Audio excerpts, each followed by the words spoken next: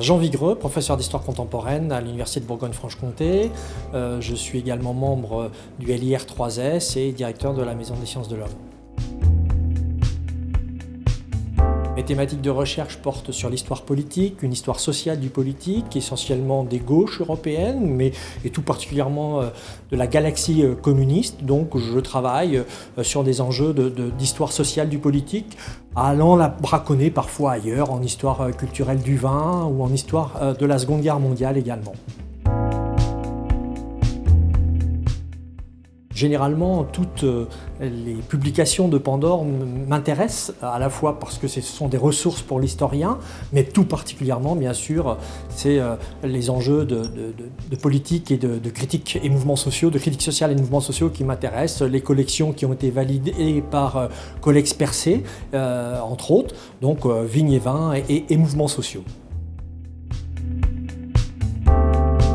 Alors, ces ressources sont importantes pour mes travaux de recherche, non seulement d'un point de vue personnel, mais aussi d'un point de vue collectif.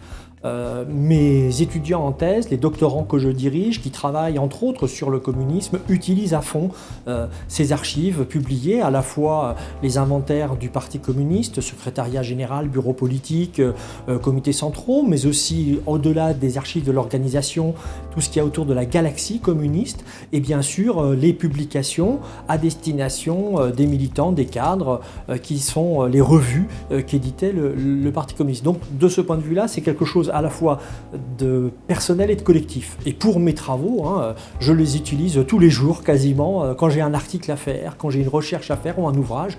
Là récemment, nous avons édité à plusieurs le journal de Maurice Thorez. Eh bien, nous avons travaillé à partir de Pandore. Nous avons édité pour le centenaire du PCF un ouvrage sur le Parti rouge avec Roger Martelly et Serge Volikov. Eh bien, nous avons utilisé quasiment tout au long de notre rédaction les ressources que propose Pandore. Alors, les nouvelles fonctionnalités, j'ai eu la chance de pouvoir travailler en démonstration. C'est important parce que d'abord le site est beaucoup plus convivial, il est beaucoup plus important pour nous, c'est moins austère on va dire en tant que tel. Et puis surtout ces fonctionnalités, c'est qu'on peut faire des recherches dans tous les champs et non pas simplement rentrant dans un seul champ. On peut comparer entre les archives, les documentations et puis à l'intérieur même des thématiques, on peut tout croiser et là c'est vraiment formidable. Récemment, je travaillais pour un futur thésard, j'espère que ça va aboutir.